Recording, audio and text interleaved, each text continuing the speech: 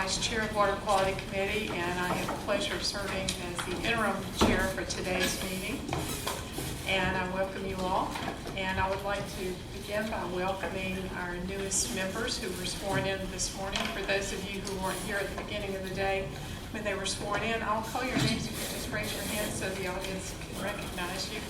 Donna Davis, Pat Harris, John McAdams, and Maggie Monis. So we welcome you all. They are here not as voting members today, but tomorrow they will have their votes. Correct. Okay, very good. So we begin today as usual with the Ethics Executive Order. That is the General Statute, 163A-159E, mandates that the chair inquire as to whether any members know of any known conflict of interest or appearance of conflict with respect to matters before the Environmental Management Commission's Water Quality Committee.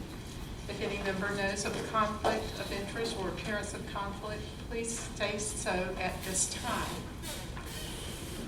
So the record will show there are none. If any arise as we have our conversations, and please feel free to make sure you let us know so that we can go on record as having that.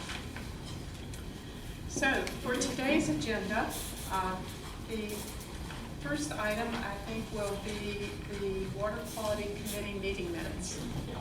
They were posted once. We've made some refinements for clarifications and corrections, and I believe all of the committee members received those. Do I have a motion for approval of those minutes? So moved. Motion by Chairman Myberg. Second. Second by Member Gillespie. Any discussion about the minutes? All those in favor, please say aye. Aye. All opposed? Thank you. So also for the audience information, today's members include Chairman Gillespie, Member Gillespie, Chairman Myberg, and Commissioner Keene, and myself. Is there anyone else? I think those are all the members today, right?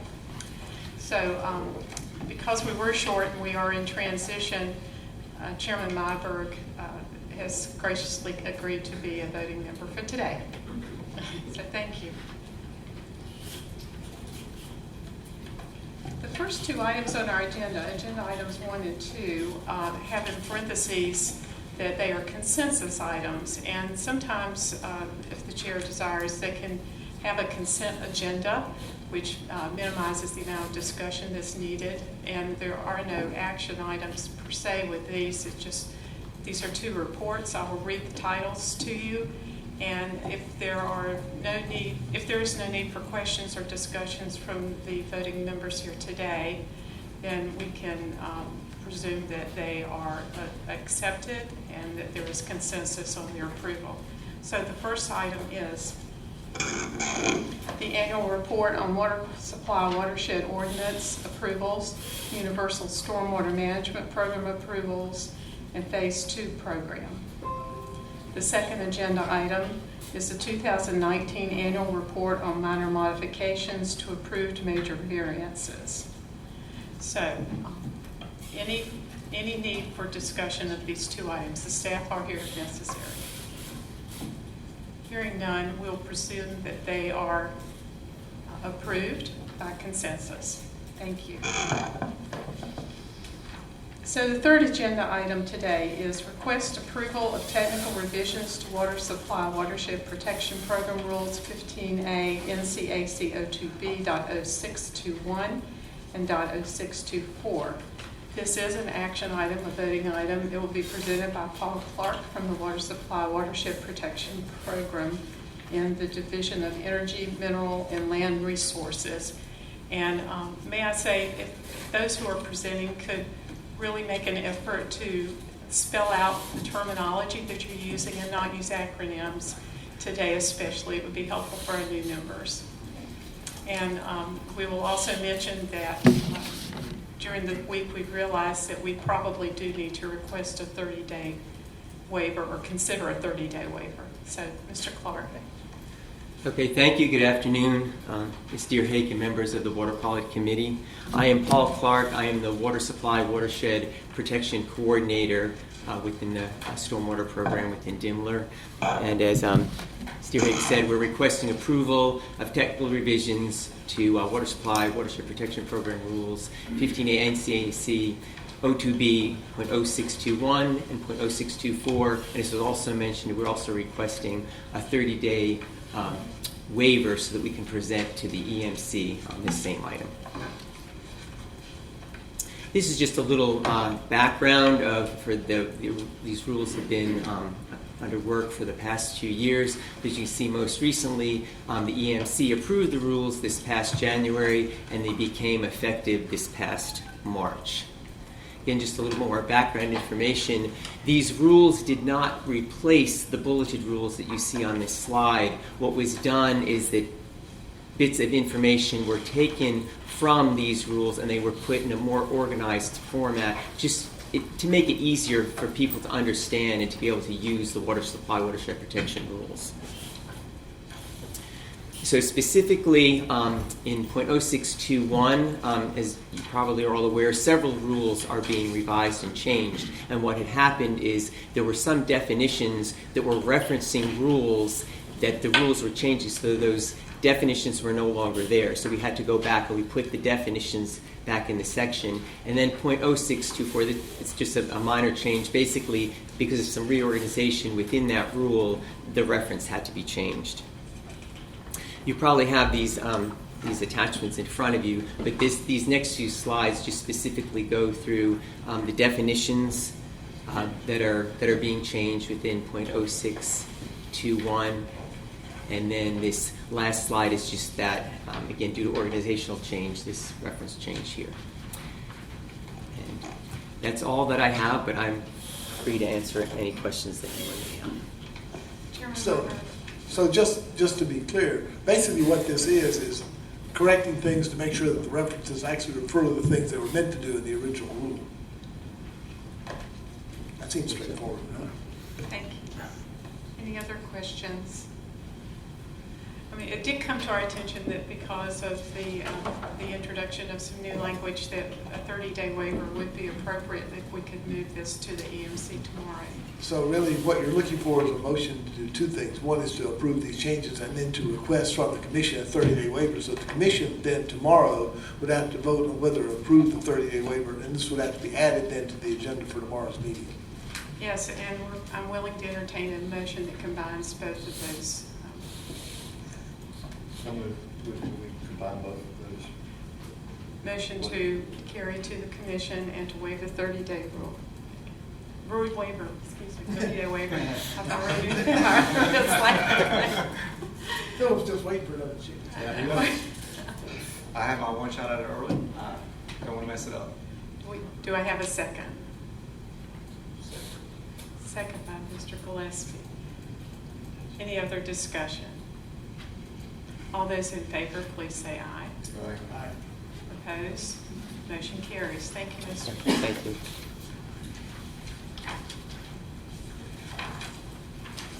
Item 4 on our agenda is request to proceed to the Environmental Management Commission for public notice on proposed reclassification of the sandy bottom wetlands in Buncombe County, which is in the French Broad River Basin, changing them to Class Unique Wetland, UWL. This is an action item. Adrian Weaver of the Classification Standards and Rules Review Branch of the Division of Water Resources will present. Good afternoon, Ms. Deer-Hake and members of the committee and council. I am Adrian Weaver again, and I'm here to discuss with you the proposed reclassification of the sandy bottoms freshwater wetlands. They have a Class WL, referred to as Class WL, which are located in Buncombe County, to the Unique Wetlands Classification, acronym UWL, and to ask this committee that the proposal be forwarded to the EMC for public notice. So for the benefit of the new commissioners, I would like to talk a little bit about the public notification, what it is. public notifications of an EMC rulemaking matter. In this case, the proposed amendment for Rule 15A NCA 02B 0304 to modify the existing use classification of the sandy bottom wetland is the Commission's way of notifying the public about the rulemaking matter and giving the public opportunity to comment on this proposed rule amendment. This action constitutes the initiation of rulemaking as a result of a rulemaking petition under General Statute 150B 20-20 of the North Carolina Administrative Procedures Act. So I'm not going to go over this list, but this is what I will be, a lengthy list of the topics that I will be discussing, going over with you, rather than verbalizing each of these topics. I just want to let you know that in the presentation that we will cover them. I promise that we will cover them. So in the interest of time, I won't sit here and verbalize those. So what are unique wetlands? So here's the definition of what a unique wetland is. It is wetlands of exceptional state or national ecological significance which require special protection to maintain existing uses. These wetlands may include wetlands that have been documented to the satisfaction of the Commission as habitat essential for conservation of state and federally listed threatened and endangered species. I just want to say a little bit more about the ecological significance term. It refers to occurrences of species listed as endangered, I guess I just said that, on a federal level, endangered and threatened at the federal level, as well as endangered and threatened or special concern at the state level. And it can also refer to high quality natural wetland communities as identified by the North Carolina Natural Heritage Program.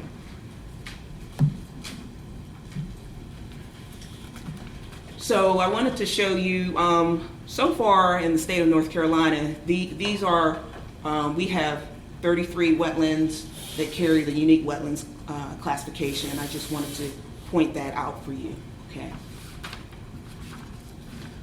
So giving you a little bit of background on the petition, how we got to this point.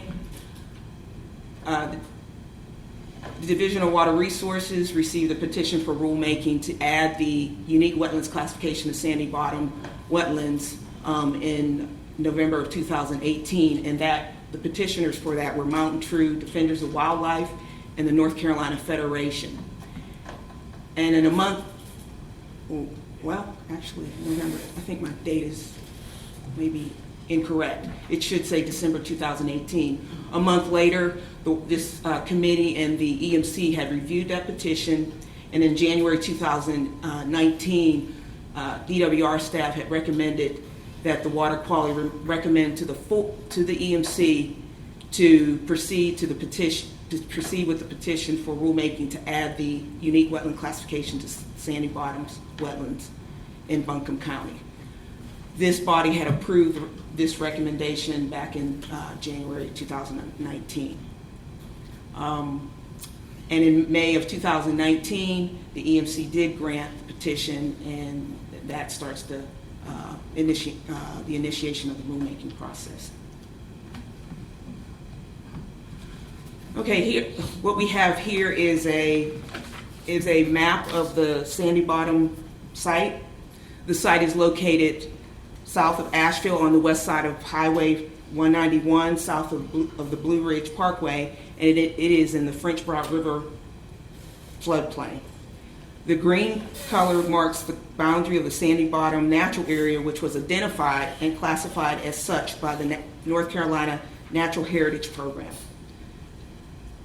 A portion of the natural area is managed as a preserve. This area is indicated by the yellow outline, and the UNC Asheville owns the larger portion of the preserve. There's a deed restriction on the parcels of the property where the wetland is located. The deed restriction states that the site shall be maintained as a nature preserve in perpetuity for scientific, education, and aesthetic purposes to support the mission of the university. The site shall remain in its natural state without any disturbance to the habitat, plant, or animal populations. There are exceptions to the deed restrictions, and they are stewardship activities and maintenance of foot trails and fences are allowed to carry out the purposes that I had just mentioned. The smaller portion of the preserve, which is in the southern tip of the southern part of the nature preserve, is designated a registered heritage area by the state's Natural Heritage Program. This area is owned by Long Branch Environmental Education Center. The Sandy Bottom parcels have deed restrictions that require Long Branch to use the property in an ecologically sound manner to promote its mission and prevents the property from being used for commercial purposes. The purple outline represents the delineated wetlands on the properties owned by the University of Asheville, Long Branch, and a private citizen. Here is a map before you showing you the locations of the delineated wetlands. The main wetland community at the Sandy Bottom site is called the Montane Floodplain Slough Forest, which is a Natural Heritage Program classification, wetland classification. The wetland community is considered a rare element of the state's natural heritage and is identified as two separate areas on the map. And you see those areas in the mauve color. There's a north wetland complex and a southern wetland complex. The Montane Floodplain Slough Forest is a globally and state critically imperiled wetland, or in other words, it is at a high risk of extinction because of its extreme rarity in the state and in the world.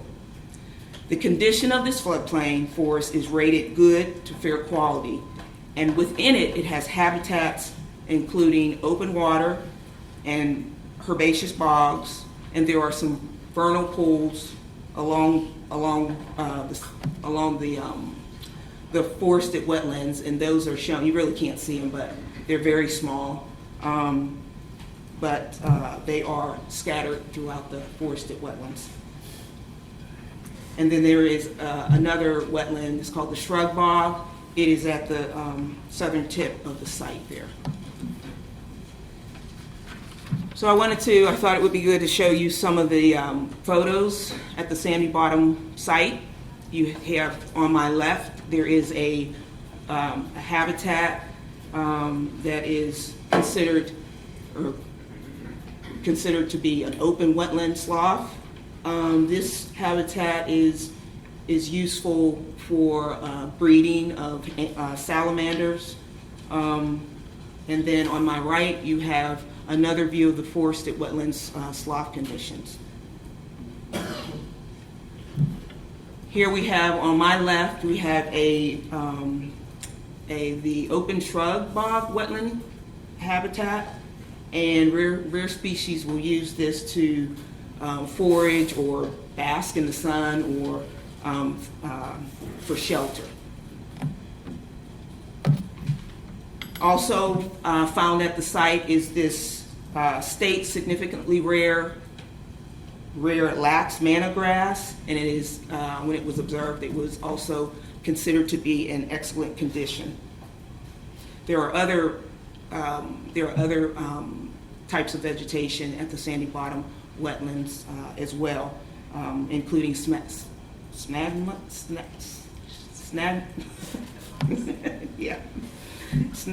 yes, you got it.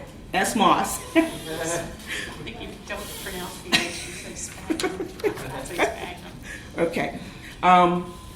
So here we have some photos of some of the rare species at the Sandy Bottoms wetlands. The wetlands are documented as to be a biodiversity hotspot for reptiles and amphibians in North Carolina and in the southern Appalachians. And here we have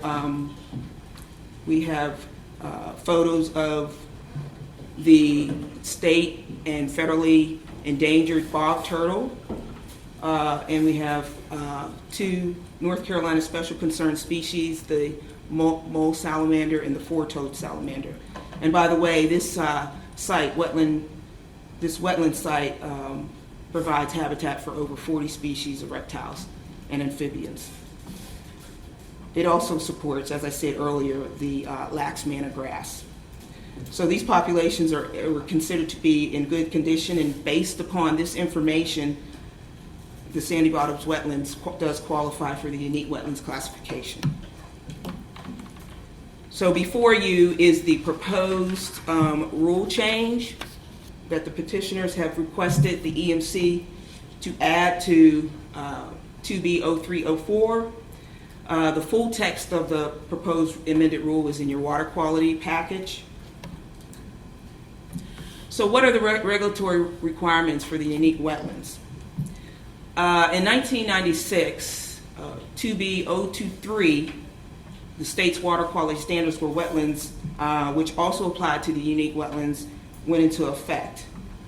And they identified the wetland uses and services to be protected and the standards to protect those, to maintain and protect those functions. There are additional provisions that apply to the UWLs or the unique wetlands, and those are found in 2H0506. This rule states that the certification for activities in wetlands is granted only if it provides for mitigation of impacts to wetlands in the same wetland type and within the same watershed. And so we did, as part of the, well, before I say that, there are other regulations and legal limitations that reduce the impact of the proposed rule change. And they include deed restrictions on all the properties within the Sandy Bottoms wetlands that restrict development. You have Section 401 of the Federal Clean Water Act, which requires the department to certify that a project will not degrade waters of the state, including wetlands, or violated any state water quality standards. And then you have also Section 404 of the Federal Clean Water Act, which requires the Corps to issue a permit prior to the discharge of fill material into a wetland. And I'd like to also note that the Corps cannot issue a permit if a permit for a project in a unique wetland if a practicable alternative exists that would have less impact on the ecosystem, the aquatic ecosystem. Buncombe County has jurisdiction in the Sandy Bottoms area. Its flood damage prevention ordinance prohibits development of structures for human habitation in the 100-year floodplain.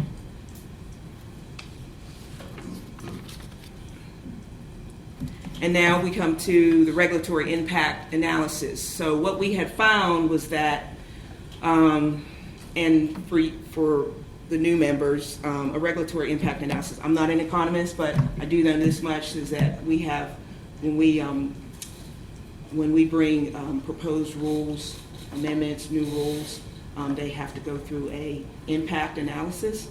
And so for the proposed rule change, the findings from that analysis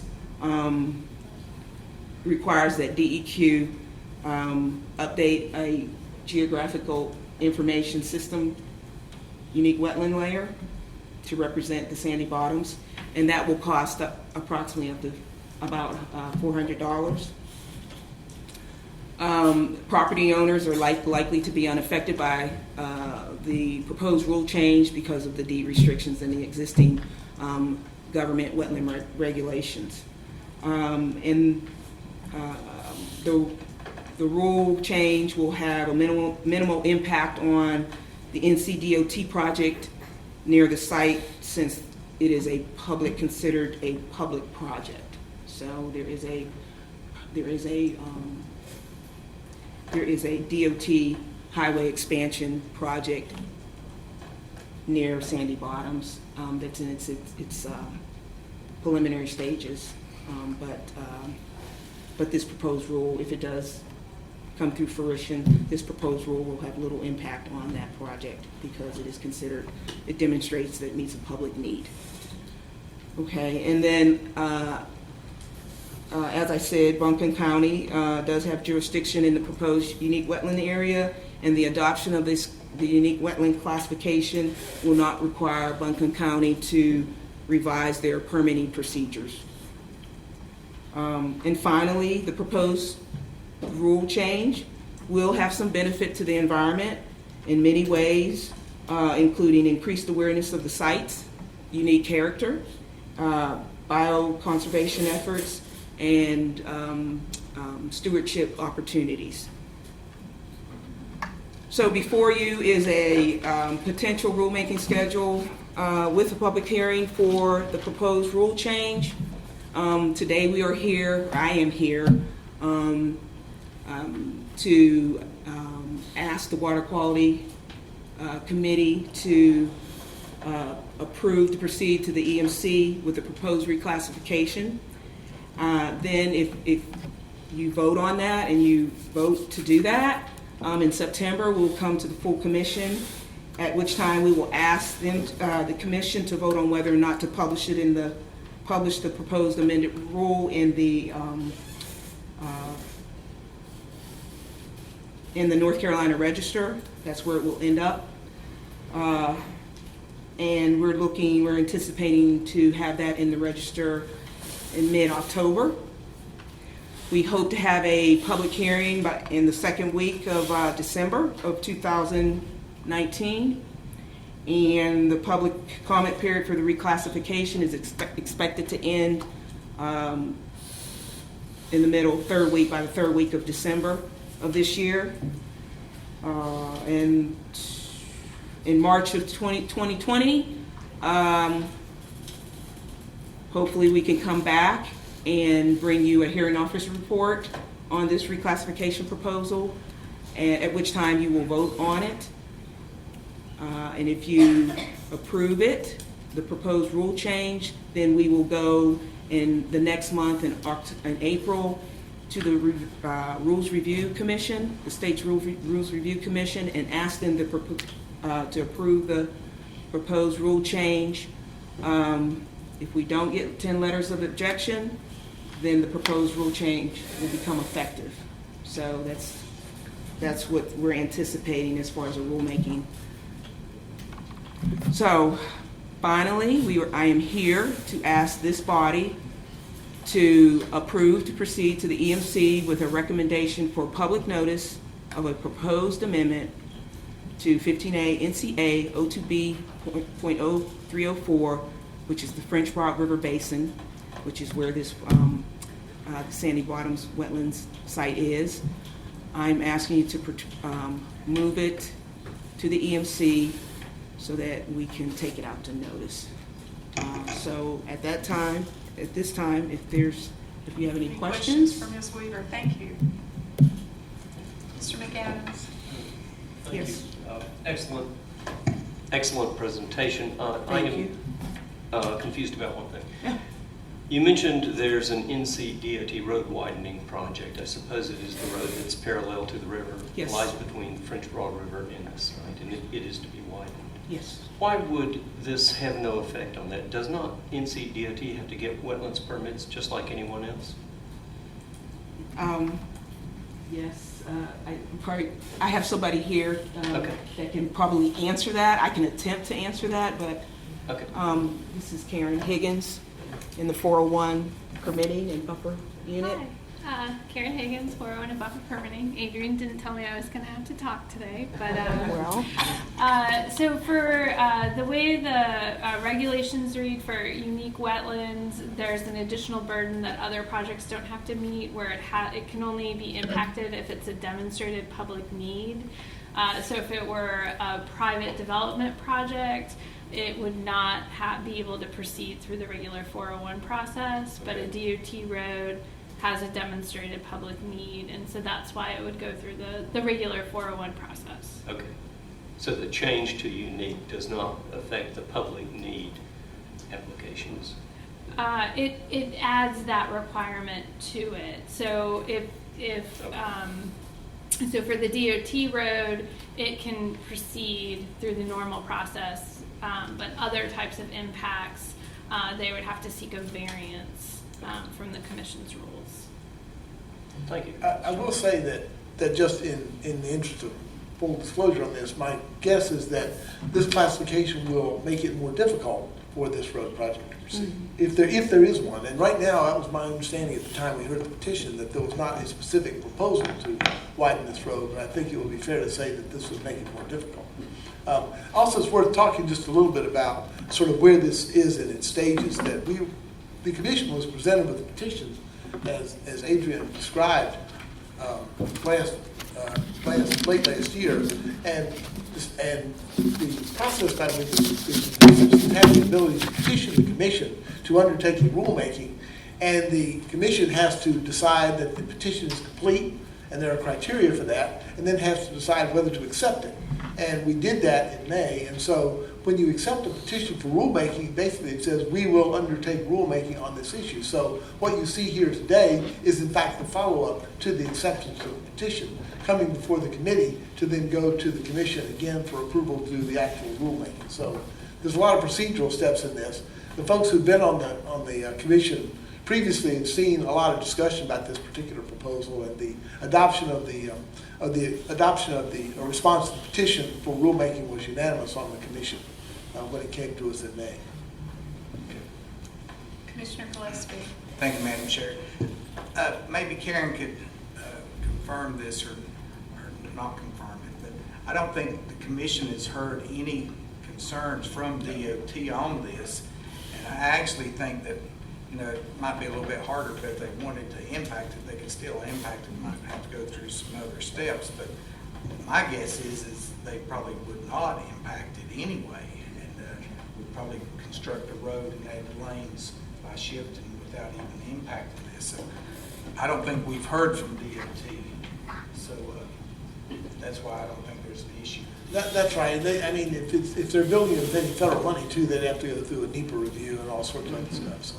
But no, I don't remember having had any correspondence in the course of this from DOT one way or the other. Thank you.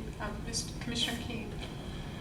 Also, I thought the public hearing process, inviting stakeholders for the public hearing, when it comes to that point, I think we're always encouraging staff to make sure that the stakeholders that come up in the conversations moving up to that point are invited to participate in that public hearing.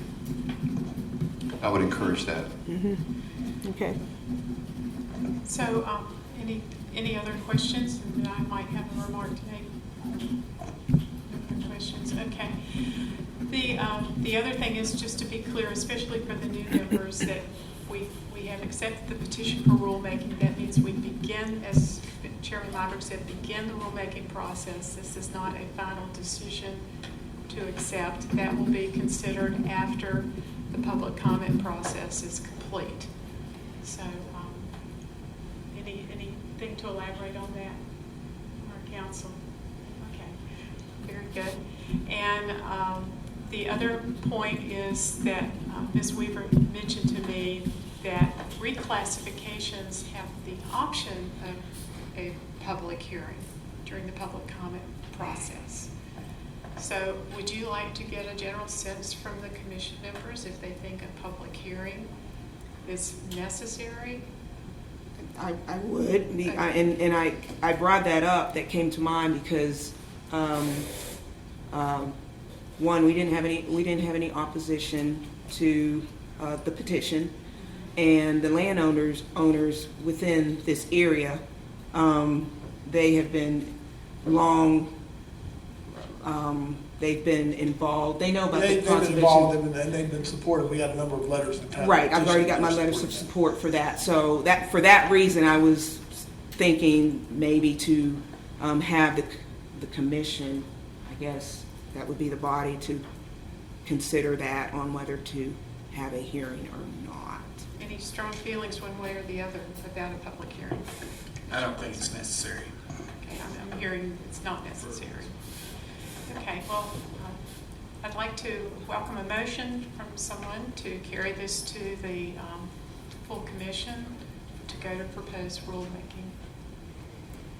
Do I hear a motion? Madam Chair, if I may, I wanted to just check one thing about if you have no issue with it, between now and the time that the full commission hears about it, I'd like to look into further about whether it is required to have a public hearing. Okay. I know there are circumstances in which public hearing is not required, but an interested party can also request a public hearing if one is not Certainly. Right. Yes. made. So I just want to look into that if you don't have any issue with it. No. Okay, just to make sure that we don't have any issues. Clearly, there's not a substantial economic impact, or really even an impact at all, other than, as Adrian pointed out, the $400 to the EQ. So it would lead me to believe that this might not be one where it has to have one, but I just want to make sure that that's correct. Yeah, I absolutely agree that the public is welcome to make a request for a public hearing to be considered by the division director, I guess, for whether or not it's necessary. Yes, Commissioner King. Okay, I'm a little confused now in reference to public hearing. When I thought I heard that this would make it harder, redesignating would make it harder for DOT to accomplish the widening. Was that what I heard? I said that, but that was me basically speculating on that question. Okay, thank you. I got you. So I'm looking for a motion to take this to the full commission in September, I suppose. for, Yes, that is approval, correct. To go to public hearing. Do I hear a motion? I'll make the motion, Madam Chair. Motion by Commissioner Gillespie. So, A second by Mr. King. And the motion is phrased as is presented in the PowerPoint to us today. Any further discussion? All those in favor say aye. Opposed? Motion carries. Thank you. Thank you. Item 5 on our agenda is a request for a major variance from the Jordan Lake Riparian Area Protection Rule by Publix Supermarkets Incorporated for the Publix Distribution Center at 311 Birch Creek Road, Mcleansville, North Carolina. This is an action item, requires a vote by the committee. And presenting today is Ms. Sue Homewood from the Winston-Salem Regional Office. Thank you, Ms. Garrick. Good afternoon. I'm Sue Homewood with the Division of Water Resources. I'm the Winston-Salem Regional Office, and I'm here to request a major variance from the Jordan Lake Riparian Buffer Rules for a Publix distribution center in Mcleansville, which is in Guilford County, which is subject to the Jordan Lake Buffer Rules. Just an outline of how the variance process works in the Jordan Lake Buffer Rules. The Jordan Lake Riparian Buffer Rules are delegated in most cases to local governments for implementation. The buffer rules are incorporated into the Guilford County's development ordinance. Public supermarkets applied to Guilford County for a major variance through their development ordinance variance process. And the Guilford County Commissioners approved their request on April 30th and submitted that recommendation to the Water Quality Committee for review and approval. The Jordan Lake buffers are regulated on streams that show up on the USGS map or the published soil survey map. So this is the site location outlined in pink. And you can see both on the USGS map, and it's a little harder on the published soil survey map, but there are streams within the project boundary, and these streams that are shown on these maps will be subject to the riparian buffer regulations. The site actually has more streams and wetlands than show up on the map, but those are not subject to the riparian buffer rules. The Jordan Lake buffer rules are only implemented on streams that are present on either of those two maps. So in this map is all the streams, wetlands on the project, and the streams that are highlighted in that sort of light blue, those are the buffers streams.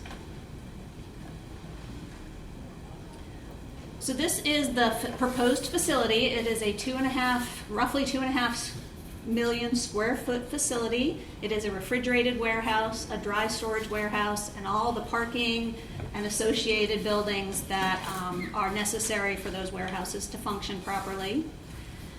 You can see that they are avoiding a major stream on the east and the west that bound the property, as well as on the south of the property. So everything is squeezed in as tight as it can possibly be. But there is one stream that is subject to the buffer rules that is within the footprint of their facility, and that is shown here in the yellow and the pink. So that is where the variance is necessary for those in that stream that will be impacted by their facility. Question? Yes. Sorry. Acreage, can you give me total acreage of the project, please? You know off the top of your head?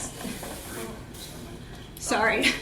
The impacted area is about 2 acres. 340? Two. The impacted area. Yeah, that's what I was getting to. Oh, I was the wanting to acreage know of the total buffers? acreage of the project, and then I was going to get to that. Okay.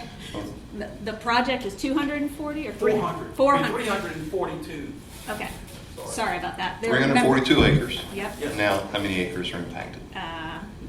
The impacts to the buffers are 54,000 square feet of Zone 1 and approximately 40,000, so it's just under 2 acres of Okay. buffer. Thank you. Okay. Madam Chair. One minute, please, I'm sorry.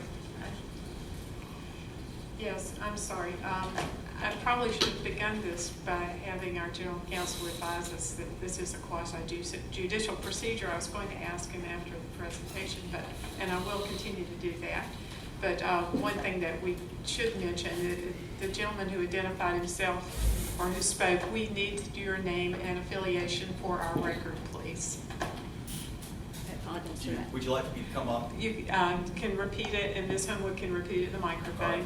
John Cook, with the firm of Womble, Bond, Dickinson, represent Publix.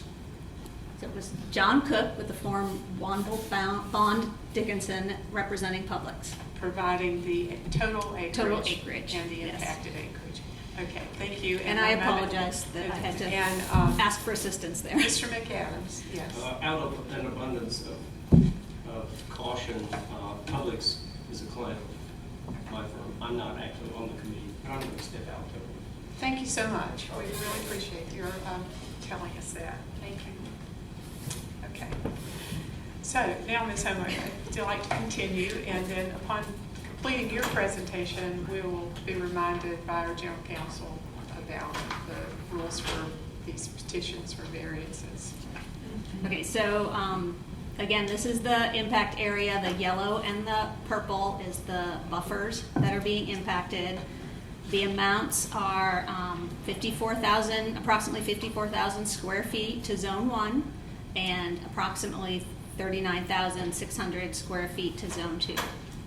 For those members that are new, the riparian buffer rules are implemented differently for the first 30 feet around a stream, that's Zone 1, and then the outer 20 feet is Zone 2. So that is why they are calculated separately. Publix has proposed to provide mitigation for the loss of these buffers, that through the buffer mitigation rules, the impacts are multiplied times a multiplier, and that's where the difference is between Zone 1 and Zone 2.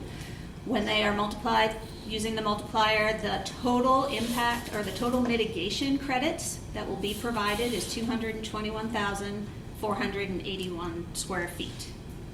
And those are being proposed through purchase of credits from private mitigation banks. So the Guilford County Development Ordinance has findings of facts that the commissioners went through and determined that this project met the finding of facts. Those are practical difficulties or unnecessary hardships that are present for the project. And those are that the applicant cannot make reasonable use of the property without impacting the buffers because of the size and the nature of the project and the fact that that site has multiple streams with buffers located throughout the property. The hardship is from the application of the rule itself. It is due to the physical nature of the property, again, that there were multiple streams that they did their best to avoid to the maximum extent practicable. The hardship was not caused by any action by the applicant.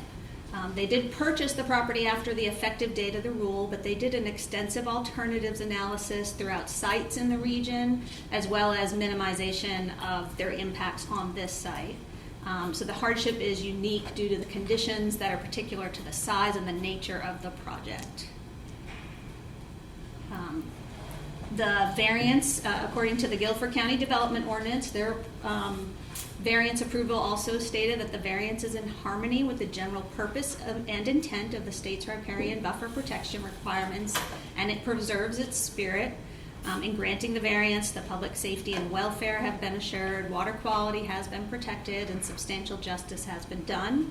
And as I stated, the applicant is proposing to purchase 221,481 buffer mitigation credits to replace the buffer that is proposed to be impacted. So the recommendation from the county and agreed to from staff is that the Water Quality Committee grant this major variance request. If this major variance request is approved, it is recommended that it is approved with the condition that the applicant provide for the mitigation as proposed, and the credits would be purchased from two separate private mitigation banks. Thank you. So now, Council, would you please advise us on these variances? Thank you. And my apologies for not doing it at the beginning. It's okay. It's okay. I appreciate you letting me do that now. And for new members of the commission, this will be your first opportunity to hear about the differences in the types of roles that you play on as a part of this body. One being quasi-legislative or policy-making, such as rulemaking issues, and the other being quasi-judicial, which is what the proceeding before the Water Quality Committee is, what they're doing now. And as part of that quasi-judicial capacity, you must first determine whether you have a conflict of interest under the State Government Ethics Act.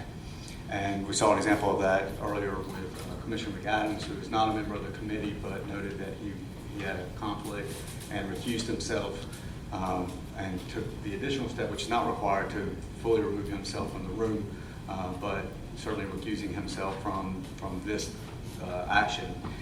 Another thing I'll note before I move on, another thing I'll note for the new members is that variances by delegation of authority from the commission to the Water Quality Committee don't have the two-step process that rulemaking has. It does not go first to a committee and then to the full commission. This will be the final agency decision today. So just the committee will make that decision. And that delegation of authority has been in place, I think, since about 2000. But as part of this proceeding, in addition to the conflict of interest, you must also give fair and open-minded consideration and avoid what's deemed or what's referred to as an impermissible legal bias.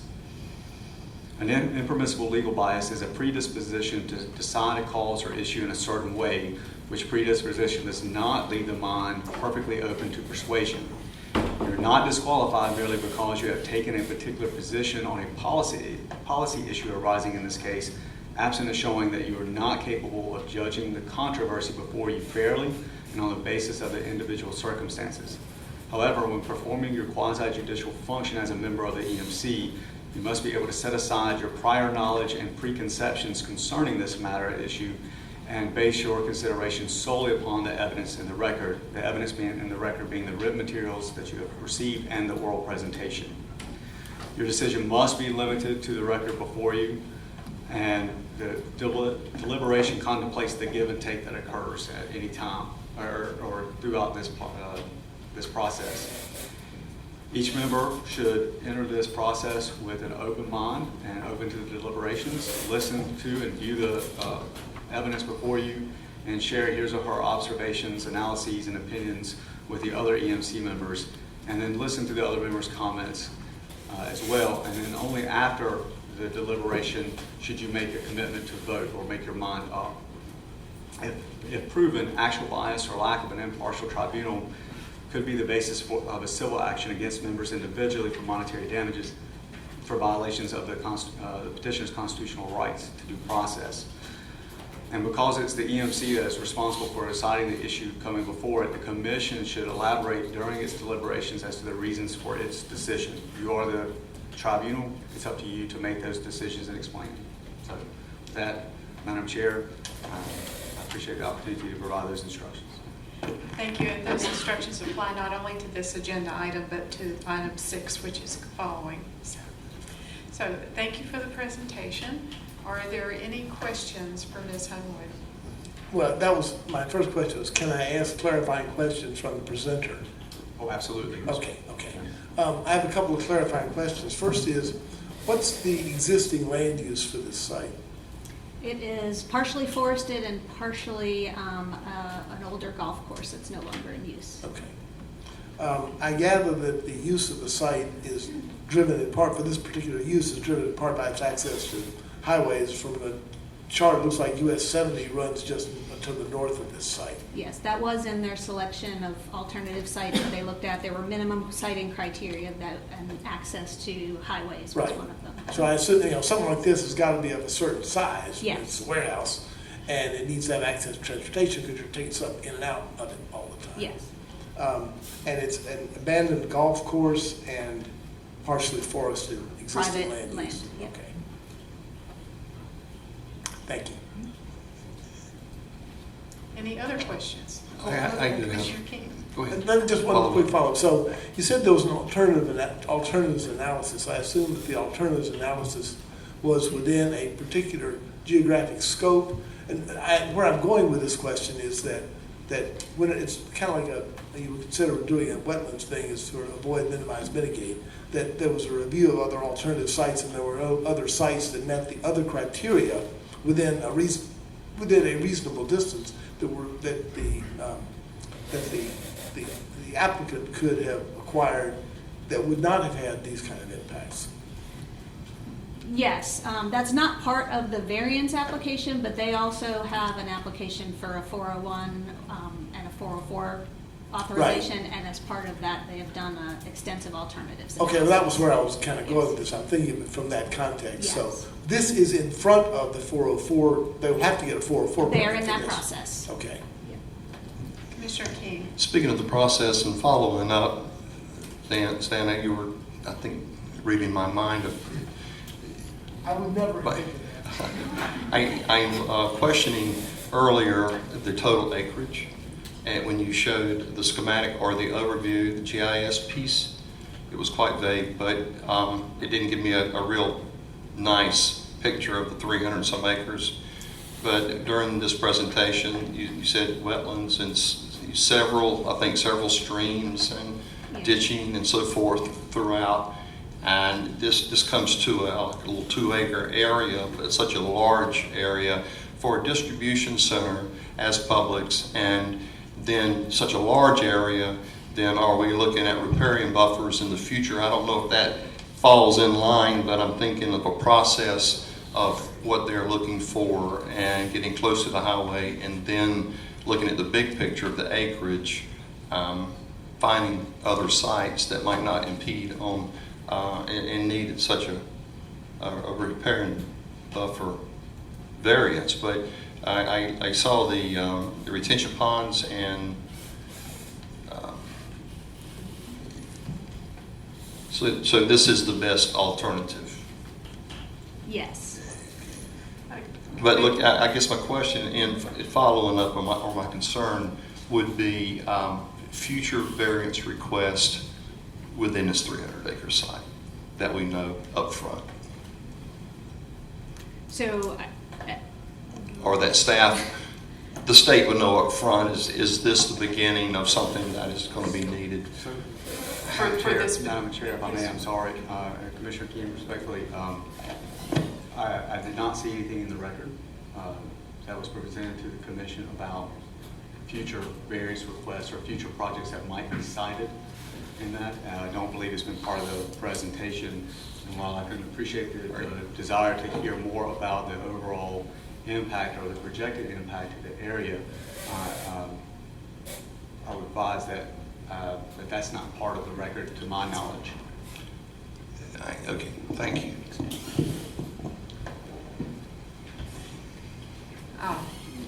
I will, and maybe it would be helpful to Mr. King, I did ask about the one pond that's located on the site as it currently exists, and it was a golf course pond, right? And Yes. It's not, is it connected to anything? Any not streams? directly connected to the stream, no. Okay. And maybe you could take a moment and tell us about the private mitigation bank offsets that are credits that are being achieved, where those are located, just so for our new commissioners, they'll understand the conditions usually for purchasing these credits. So the mitigation is required to be conducted in the same subwatershed for the Jordan Lake buffer rules. So this is in the Haw subwatershed. The mitigation is required to be within that same subwatershed. These two banks are within that watershed. So they meet that criteria. Okay.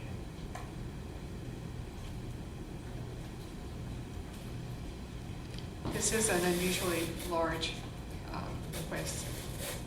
Yes. I'm not on the committee, but I have, Commissioner Lazard. I guess, sort of a procedural question. I don't recall another variance. Is the applicant the county or is the applicant Publix? Because it seems like they went through a county process first and then are coming here. Is there a reason for that dual Yes, process? I'll let Ms. Hunwood explain that too. She's very knowledgeable about it. If it's relevant, I'm just. It is. The Jordan Lake buffer, riparian buffer rules are delegated to the counties to implement.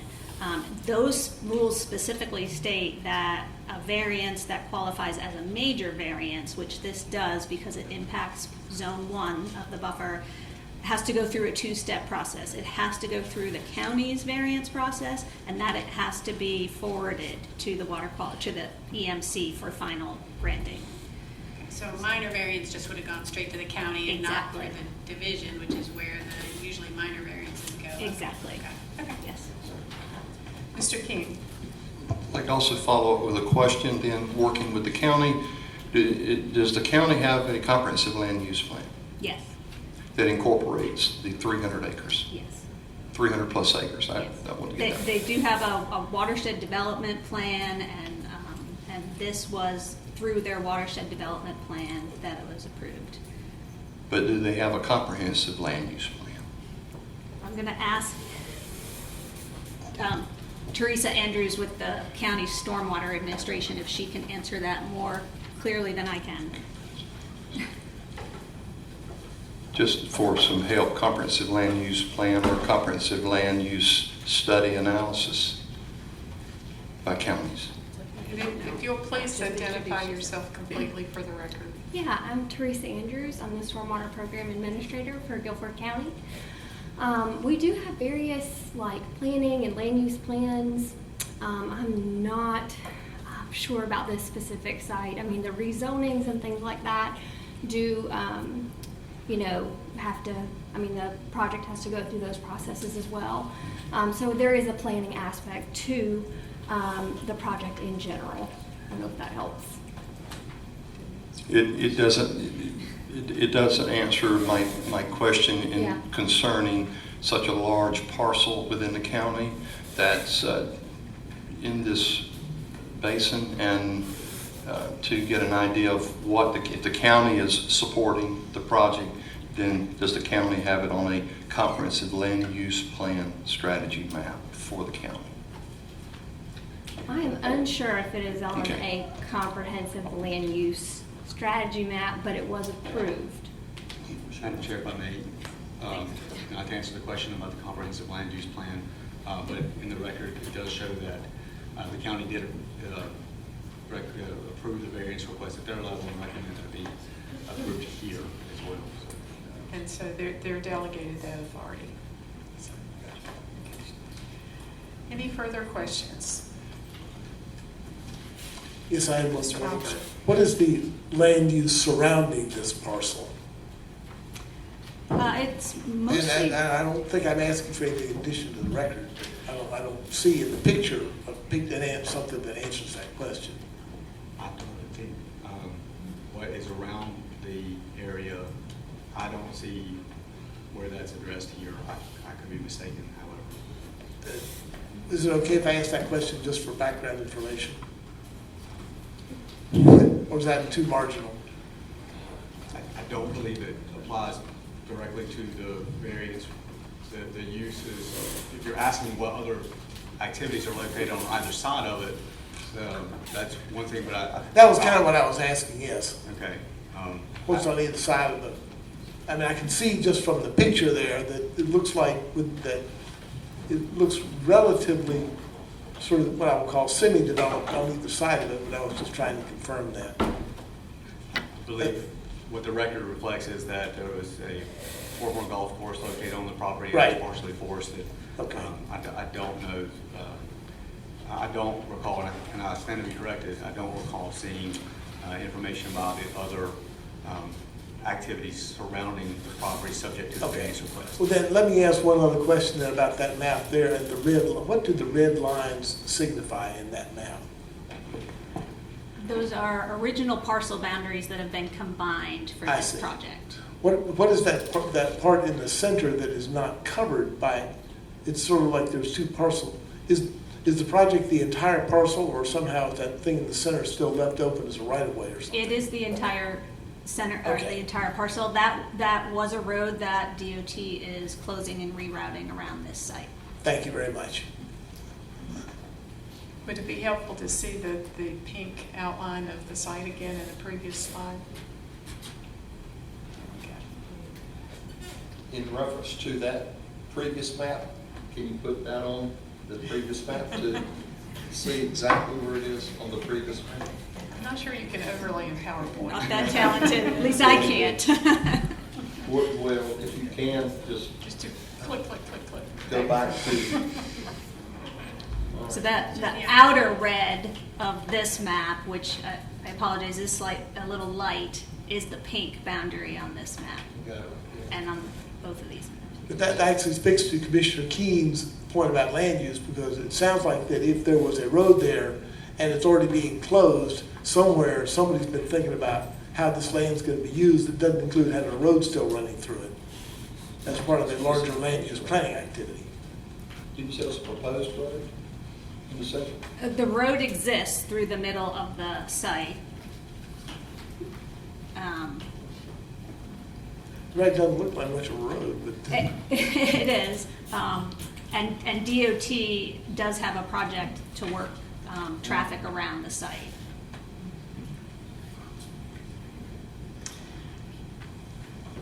So this site, these boundaries are the same as the outer red line here, which is the pink area on this map.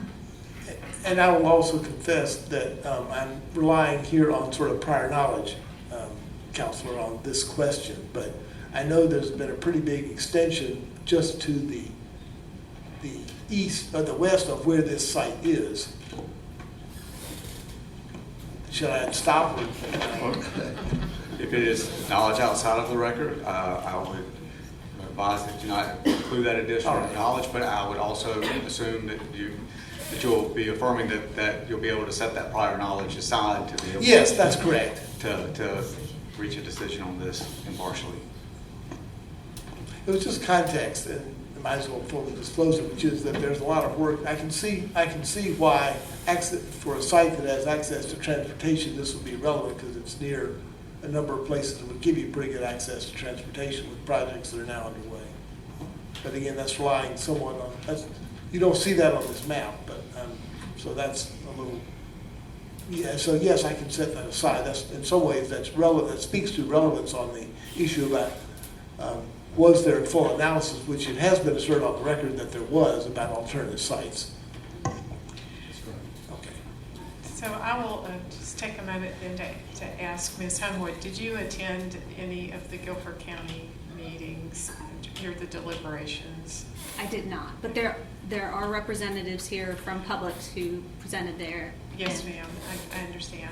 And the other thing is, since they are delegated this authority, I assume that there's a complete record on Yes. all of their meetings available, and these counties are monitored, tracked in some fashion by the state for their delegated authority, correct? Yes, we do regularly audit these counties for their processes and how many variances they've issued and projects they've approved.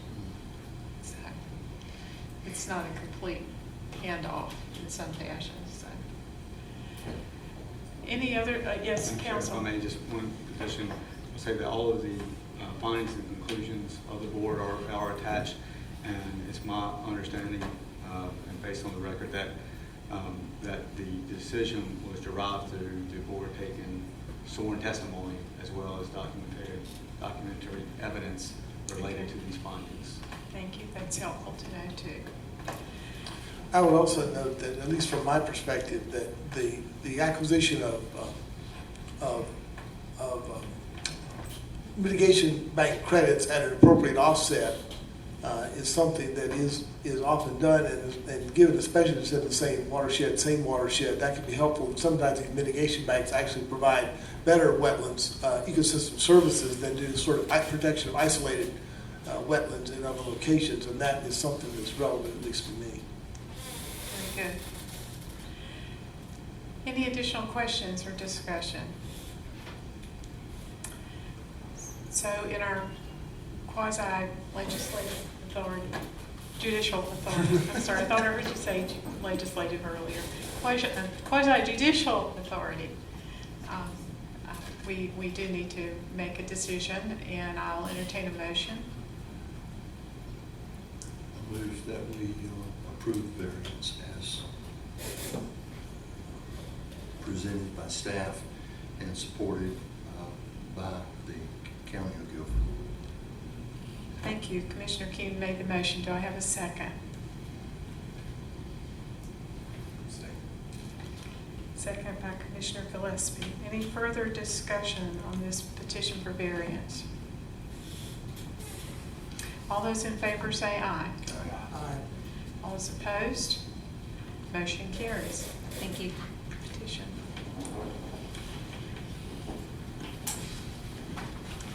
Now, on a completely different scale, is item number 6, which is a request for a major variance from the Neuse River Riparian Area Protection Rule by Mrs. Heather Gates for the construction of a screened porch attached to an existing single-family residence at 1109 Ashford Lane, Cary, North Carolina.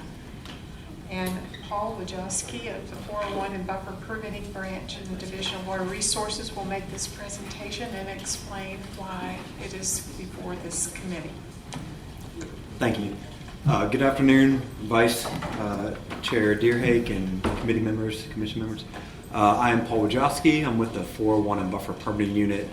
I also have a major variance request before you. This is a variance from the Neuse River Riparian Protection Rule for the construction of a screened porch on a single-family residence in Cary, North Carolina. To orient the committee, the site is here in Cary, North Carolina. This shows, as Ms. Homewood showed, the USGS topographical map and the county soil survey map, which shows there is a map stream, thereby subject to the Neuse River Riparian Buffer Rules. Mr. Wojowski, can I just interrupt for 1 Sure. second and remind members, as you reminded me, that the buffer rules have been proposed. They're not effective yet to handle petitions such as this at the staff level if the rules are adopted. Is that correct? That is correct. So this is just one of our last remnants of this former procedure, that we have a new procedure proposed. That is correct. So this is an aerial view of the subject property. It is a private residence owned by Ms. Gates in Cary, North Carolina. The red outline is the boundary of the property. The blue delineates the stream feature on the property that is subject to the Neuse Riparian Protection Rule. The colored shaded area, this represents the first 30 feet from the top of the bank, known as Zone 1. The yellow area is the second 20 feet from top of the bank, known as Zone 2, compromising the 50-foot, total of the 50-foot riparian protected buffer. The purpose of this is also to show you that the house is existing partially in Zone 1 and Zone 2 of the buffer today. This is a brief outline of the project history. That the subdivision lot was plotted in 1974 and the house was constructed in 78. Ms. Gates herself purchased the home in 2008 and has been her primary residence since. She followed the book, so to speak, on this and had a buffer determination done. She was aware the buffer rules had a buffer determination done for the stream on her property. She understood its subjectivity, and she requested the major variance from us in March of this year. There's some other notes on here that the staff have done a site visit in April, and we've received more information from Ms. Gates twice in May. And this is just to demonstrate her commitment to working through the rules and being responsive to the division's request for information on it. Here's a picture of the site photo. This is the rear of the home.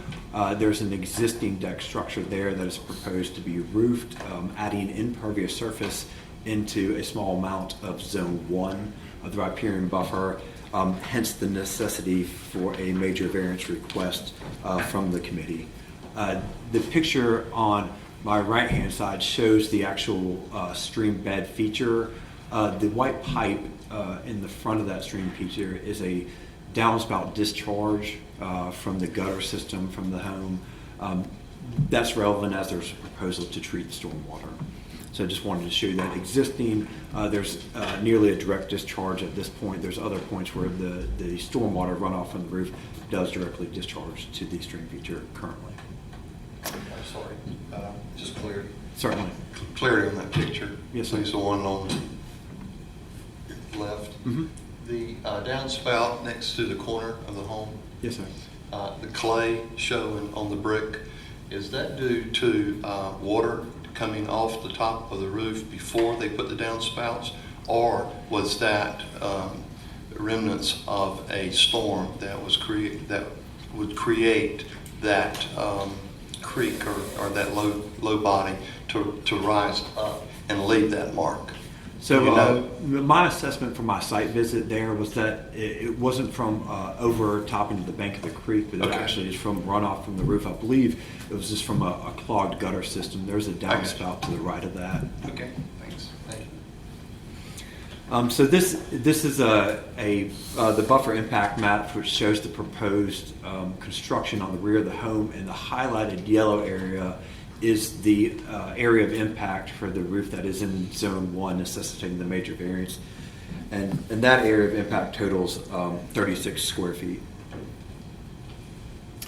This is an example of a cartoon of the construction drawing. Again, the proposed roof of the impervious surface is what necessitates the variance or necessitates the major variance because it's proposed partially in Zone 1. So the actual impacts consist of the following: the screened porch, the roof that is proposed, comprised of 36 square feet of Zone 1 impact and 92 square feet of Zone 2 impact. Per the consolidated buffer mitigation rule, as Ms. Homewood described, there is a multiplier on these impacts when we consider mitigation. The multiplier for Zone 1 is 3, and the multiplier for Zone 2 is 1.5 times the impact. And so we do the math, and results in 246 square feet of buffer mitigation credit that is required to offset the impacts. Ms. Gates' proposal was actually to purchase these credits from a private mitigation bank to offset her impacts. In addition, she's proposed to install a rain garden stormwater control measure on the property to treat the added impervious surface. To that, this is a construction drawing of the proposed stormwater control measure, the rain garden.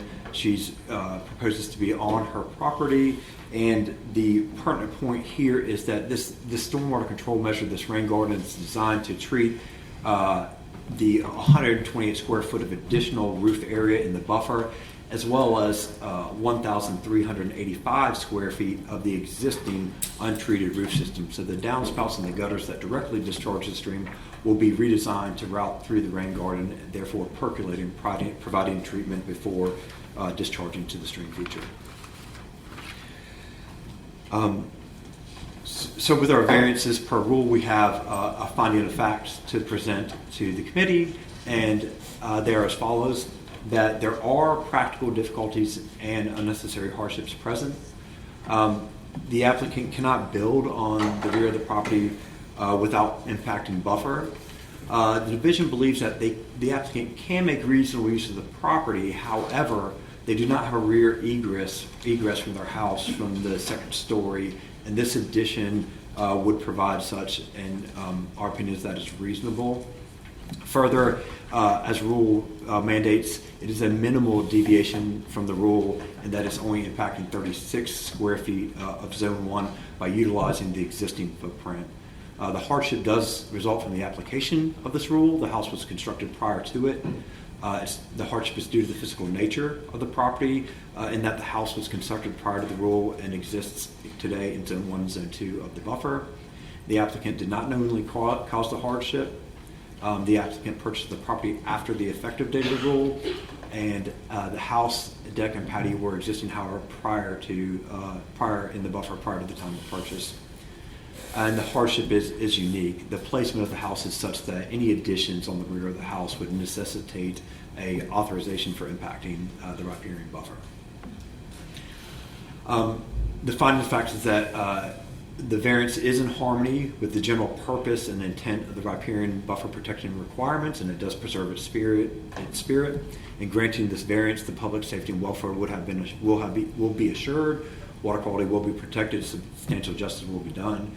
No woody vegetation will be removed for this construction. The mitigation proposed through the purchase of buffer credits from a private mitigation bank, and the proposed stormwater management plan will treat a total of 1,513 square feet of impervious surface through the rain garden stormwater control measure. Therefore, it's the staff's recommendation that this major variance request be granted. We recommend that if approved, the following conditions are added: that the applicant will provide mitigation through purchasing mitigation credits from an approved private mitigation bank. The stormwater management plan consisting of the rain garden be a part of this approval, and this mitigation credit will be enforceable through the consolidated mitigation rule. The stormwater management plan is depicted on their plan sheets and will be enforceable by the division by being incorporated by reference to the authorization. And that's all I have, and I'll be happy to entertain any questions. Questions? Yes, Dr. Lazard. How much does that much credit cost? Is it a certain dollars per credit or something? Yeah, I'm not familiar with the rate for buffer mitigation credit currently in this river basin. I believe it's on the order of $1 per square foot. Okay. It's around, give or take, depending on market rate. Well, it's 246, but it's $1 per square foot. But I mean, I'm wondering why she should have to buy mitigation credits when she's doing all this other stuff, even covering for the roof in addition to this. I mean, it seems like she is being overly generous, which is great, but it seems like I can't think of other things we've approved that the person is doing vastly more. Certainly. Or do they not kind of translate one-to-one, the stormwater plan, plus I'm just It's a good curious question. why that's the recommendation. So there is a requirement to make sure that diffuse flow and stormwater is treated. The additional impervious surface is treated through stormwater management. In addition, the direct impacts to the functionality of the buffer from the impervious surface separately is required.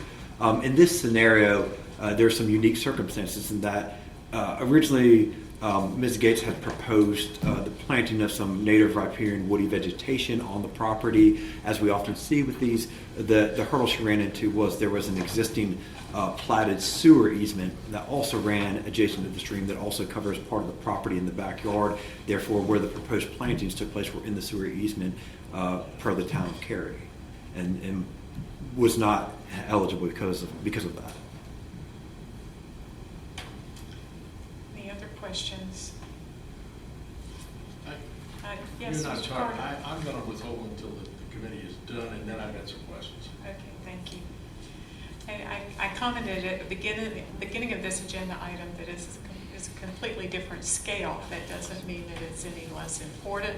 I think all of the activities that contribute to our basin's water quality are important and need to be given careful consideration. And I think Ms. Gates is to be thanked for the efforts she went through to comply with every step and to take an extra step or two along the way as well.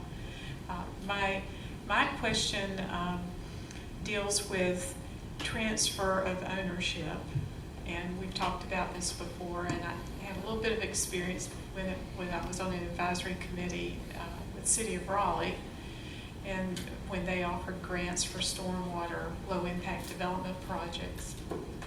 And that was that a future home buyer would be obligated to maintain stormwater control measure that's installed.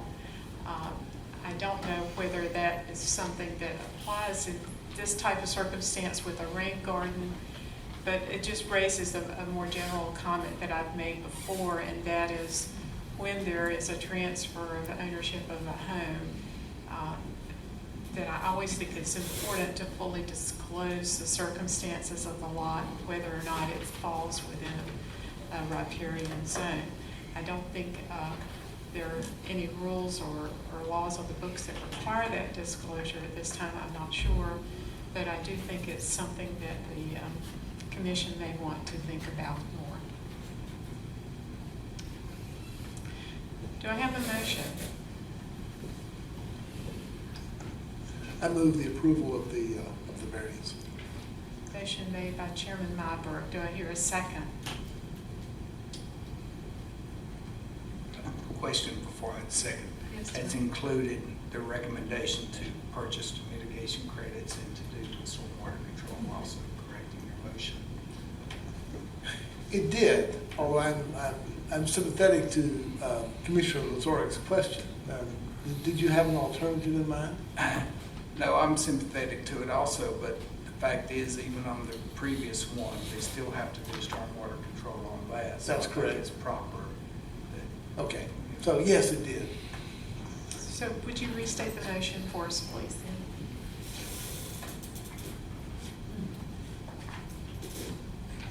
The motion is to approve the request for a major variance on the Gates property.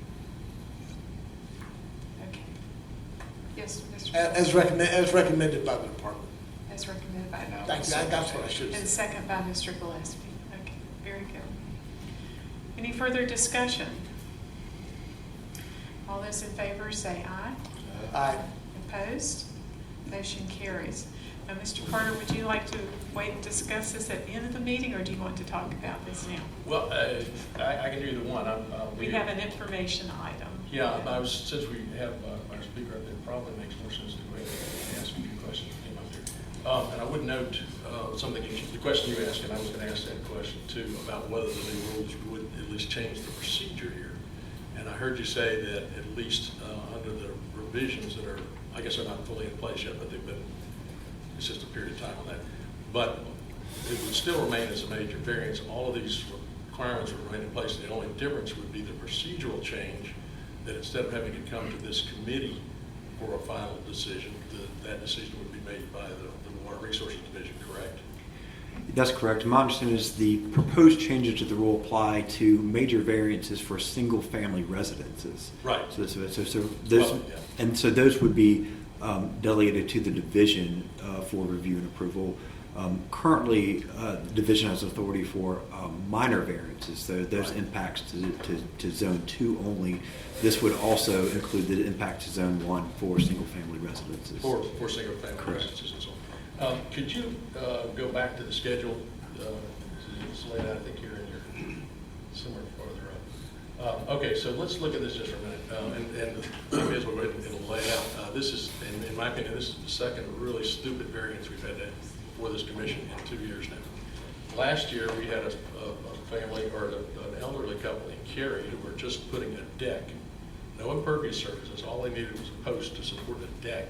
But that post happens to reside in what was going to be placed in Zone 1. And we put them through about a year of delay and so on. And all they needed was they wanted to be able to grill out on their deck. They couldn't go down to the ground anymore because they simply couldn't get down there. And we put them through this whole process, cost them a bunch of time and money. And here we're doing it again.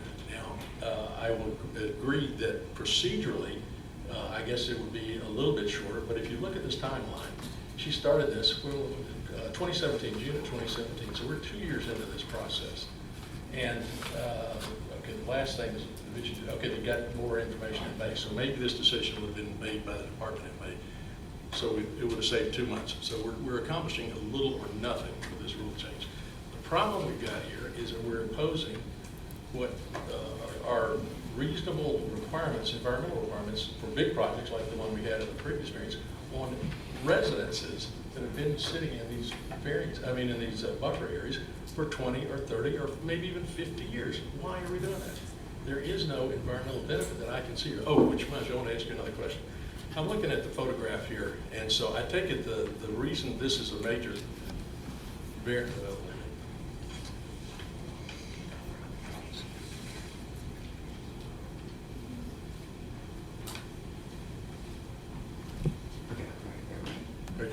Yeah. I don't know if she got something she needed to pass. Just a pertinent point of information that the new buffer rule changes the way they read are that lots platted prior to the buffer rule would be under the form of an authorization. So impacts to the buffer for lots platted prior to the enactment of the rule would be a simple authorization and not mandate a variance.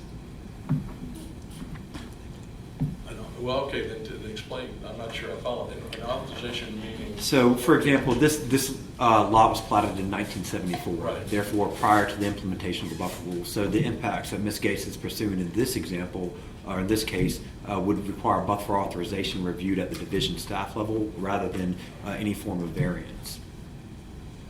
Well, but I mean, with the procedure that we're looking at up there, would be any different in any significant way? I mean, you're still going to have to go through all of those steps, aren't you? They wouldn't have to go through a demonstration of hardship. We would review the impacts for avoidance and minimization to ensure the impacts are avoided and minimized to the maximum extent practicable, but it wouldn't have to demonstrate a need for hardship would be the difference. So the division would receive that's a little better yet. I will certainly concede that. But let me ask you one particular question about this variance. And I'm looking at the photograph of the back of the house. You can look, it's down a little ways. Oh, yeah.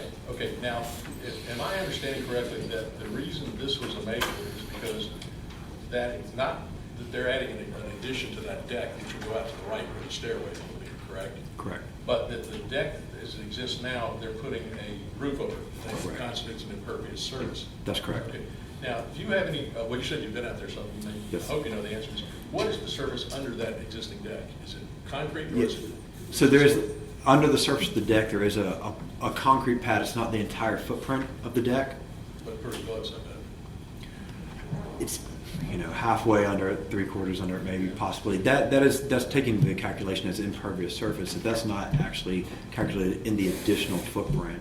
So it's not double counted. So the 36 feet is minus that, or 38, whichever it was. Yeah, the 36. Less the amount of concrete underneath. Correct. 36 square feet is a new impervious surface outside of that concrete surface. Well, anyway, so we're down to a 4x9 plot of ground, and that's what we're forcing these folks to do. What environmental purpose is beyond me. And this is not intended as a criticism of the buffer rules generally, but we've hit some of these things where it just doesn't make sense to impose these kinds of obligations and requirements and costs, as you pointed out, on folks just trying to do something different with their house, for God's sakes.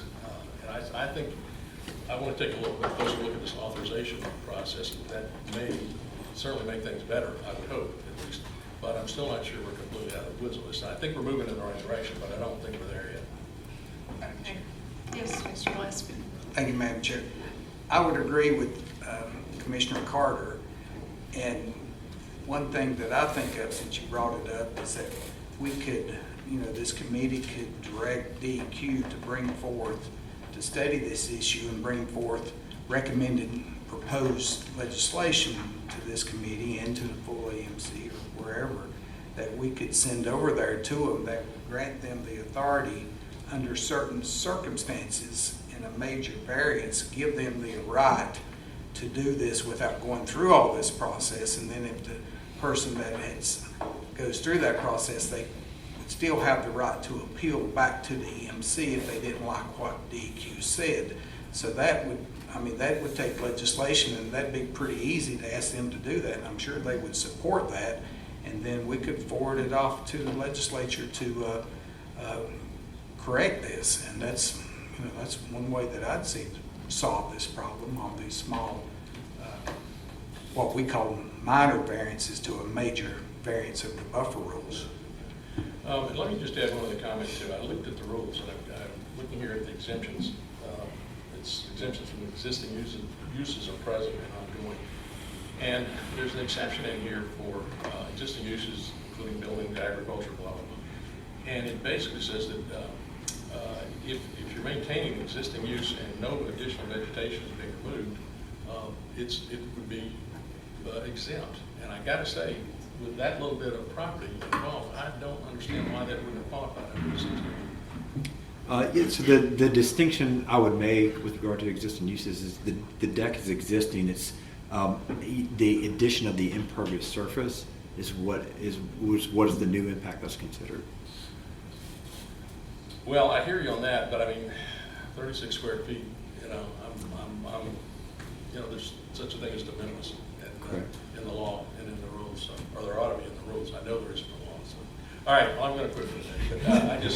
But this is a soapbox I had out last year, and I think as I say, the situation is improved over last year, but we still need. I think we got a ways to go here, and there may be some other circumstances out there too, but certainly on these residential uses, we just ought to be in the business of imposing these kind of part of the requirements on these folks.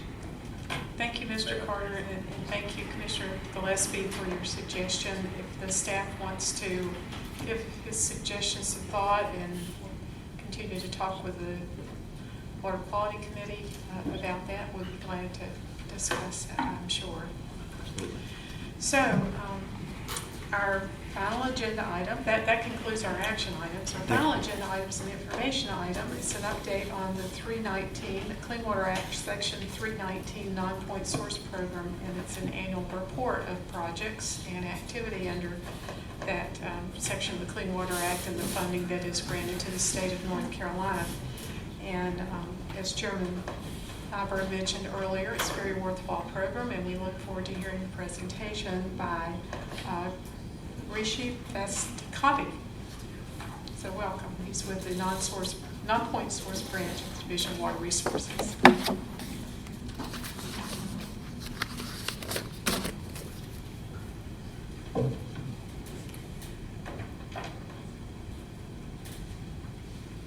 Good afternoon, Interim Vice Chair, Ms. Deerheck, and Water Committee members. On behalf of Non-Point Source Planning Program, first of all, I would like to thank you for this opportunity to present our program. My name is Rishi Vastakavi. I am the 319 Grant Coordinator. I'm quite new for this program. I joined the division in September after my predecessor, Ms. Heather Jennings, took another responsibility in the department. Today, my supervisor, Mr. Rich Gannon, is with me, and if there are any questions that need some sort of institutional memory, he will be helping me in the discussion.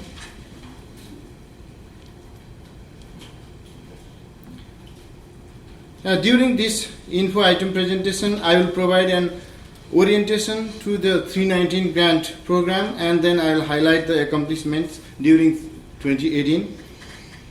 Section 319 was added to the Clean Water Act in 1987 to establish a national program to address non-point source of water pollution, and every state have their approved non-point source programs, and the EPA provides grants to implement that approved plans. And there are two categories of funds. One is the pass-through grants to conduct watershed restoration initiatives, and another category is the agency NPS management, staff and programmatic activities. And for this, the state needs to bring 2/3 of EPA award in non-federal match, and according to the EPA's 2014 guidance, about 50% funds need to go to the pass-through grants in order to implement the restoration of actions on the impaired waters. This graph gives a trend of the total 319 grant in the federal level. You can see how the trend is. And now let's talk about North Carolina's non-point source federal fundings. If you roughly, this figure gives a rough comparison between federal funding in non-point source and point source. In comparison to the point source, non-point source is a very small amount, but if you look at the impairment, non-point source impairment is huge, so it's quite important for the state. For the first time, the North Carolina state got the funding in 1989, and the annual award is roughly 3.7 billion. Sometimes it fluctuates, it goes up or sometimes it goes down, but roughly it's 3.7 million. And as I already mentioned, part of this fund goes to the competitive grant projects to implement approved watershed restoration plans, and part of it goes to staff support, especially permitting, enforcement, basin-wide planning, modeling, monitoring, or whatever that's supposed to the non-point source pollution control. And this program addresses wide range of the sources from agriculture, forestry, mining, septic, urban stormwater, and stream degradation.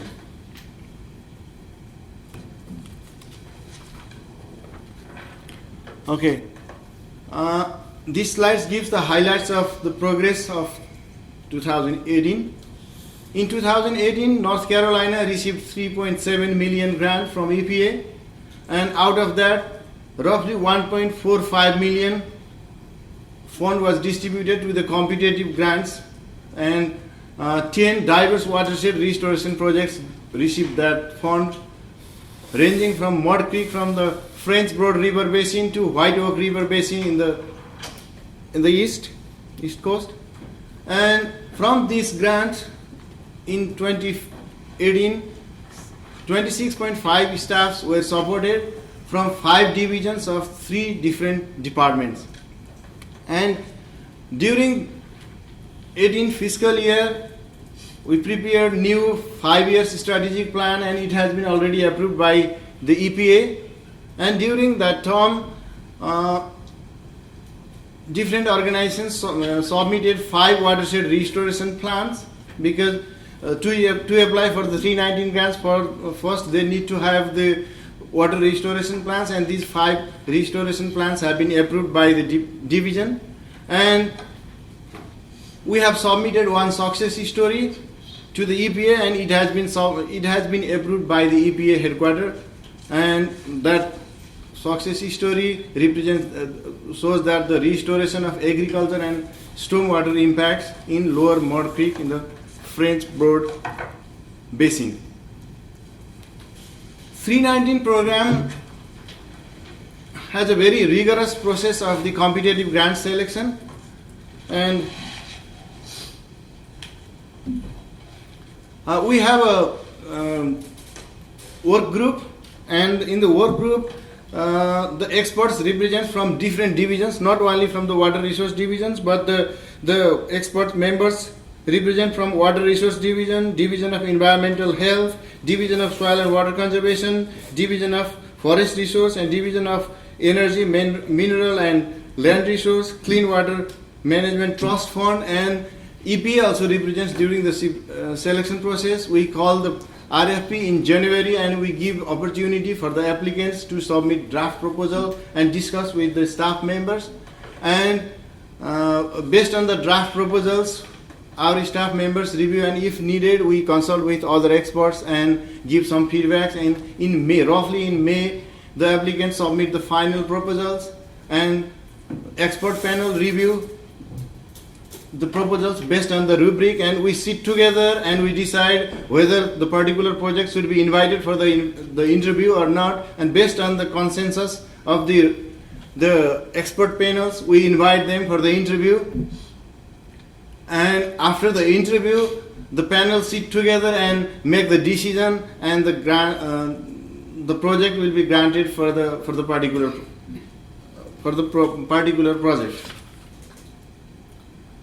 In fiscal year 2018, we are able to grant 10 different projects from different water basins, ranging from west in the mountain and the east in the coastal region. And the actors who applied in these grants are from local governments and local soil and water conservation districts, universities, and not-for-profit organizations. Now I want to present the federal requirement for this program. There need to be a impure water, or that waters need to be listed in a 303D list. And to apply for the program, the watershed there need to be a approved watershed restoration plan. There are 9 elements plans prescribed by the EPA. The watershed restoration plans need to follow all these criteria, and it should be approved by the division. Basically, the state agencies, local and regional government, municipalities, universities, and not-for-profit organizations can apply for the program in order to implement on-ground implementation of the approved plans. And all the NPS categories are eligible for the programs like agriculture, urban stormwater, construction, forestry, and on-site wastewater. And they need to bring 40% match to apply for the program. And projects are limited to basically 3 years, and they need to demonstrate some sort of measurable results within the project framework. And the program it's statewide. We are not limited in only part of the state, but it's statewide. And the award ranges from 20,000 to 200,000 or 250,000, so like that. And these are the EPA's 9 elements of the watershed restoration plan. While they submit the watershed restoration plan, they need to follow all these elements. And this figure shows the watershed plans and the projects statewide. This is the cumulative, so you can see where there are the watershed restoration plans and where there are the projects. This is the cumulative of the projects and the plans. And within past 5 years, this figure gives the fund how we spent during this 5 years time frame. And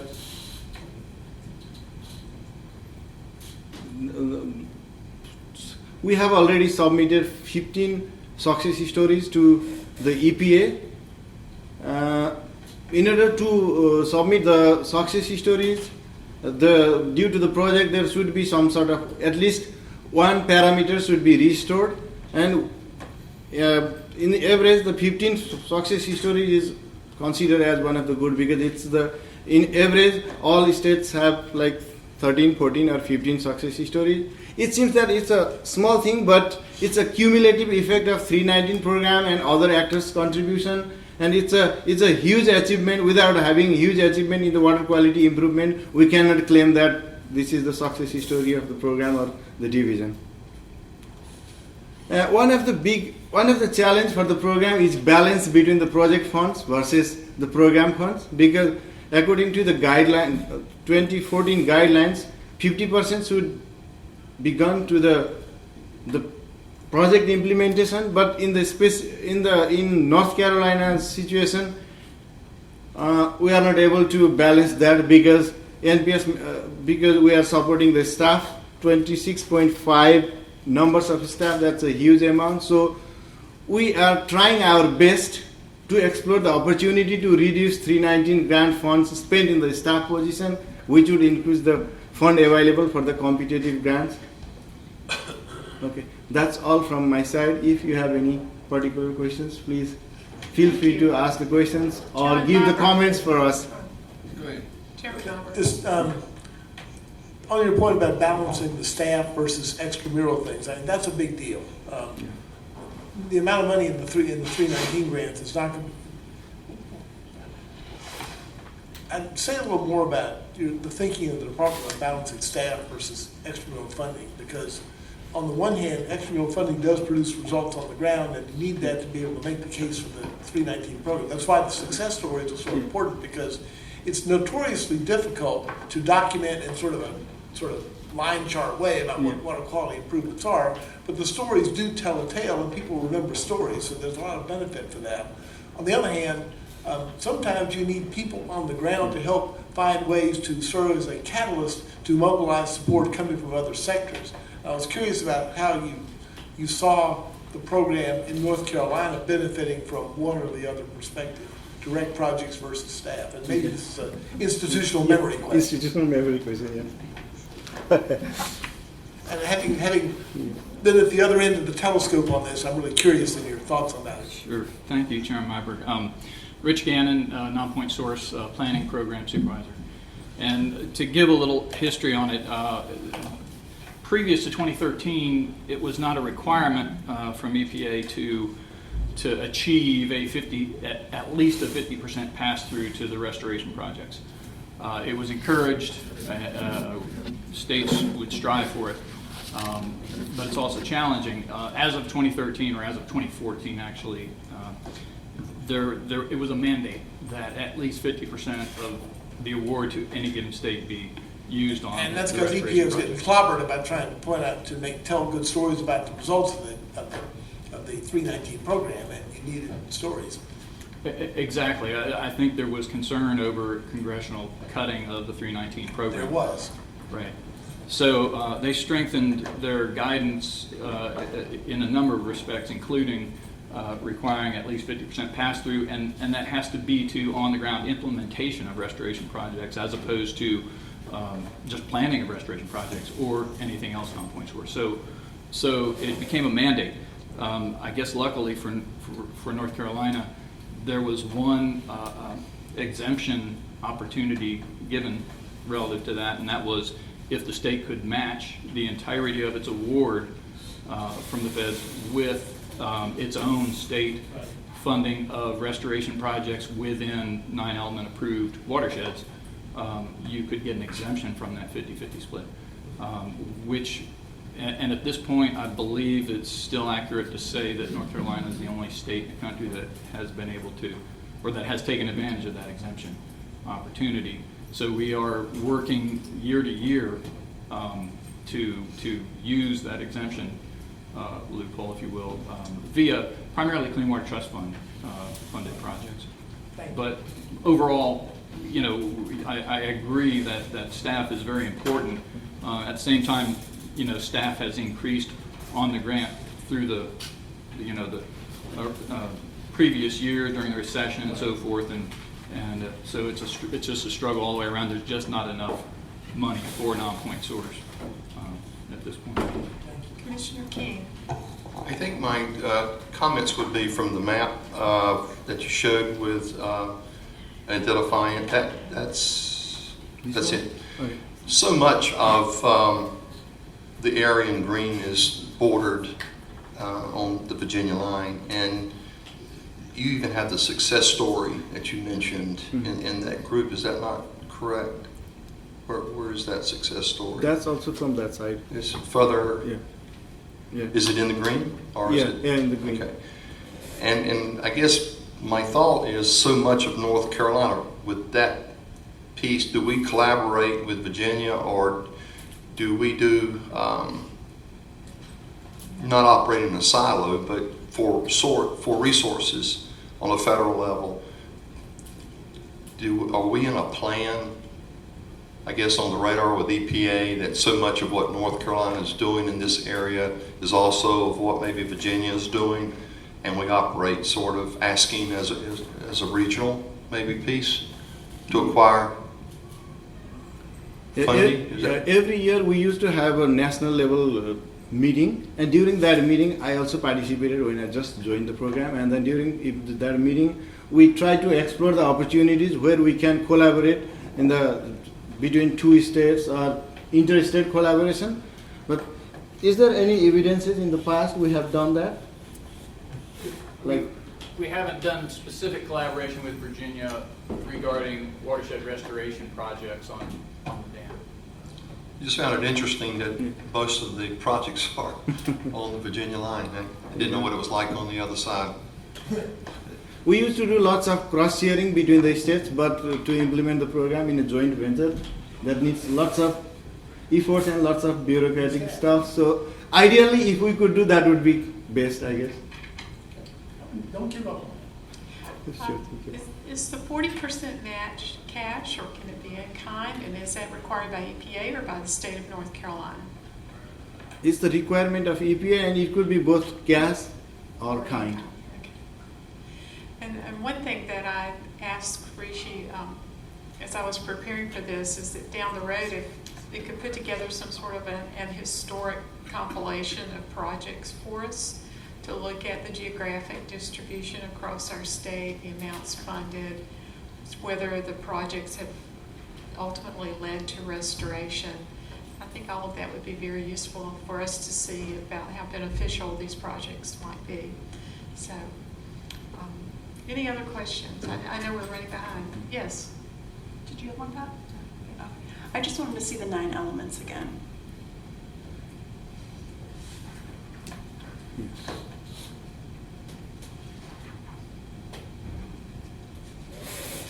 Thank you. Okay.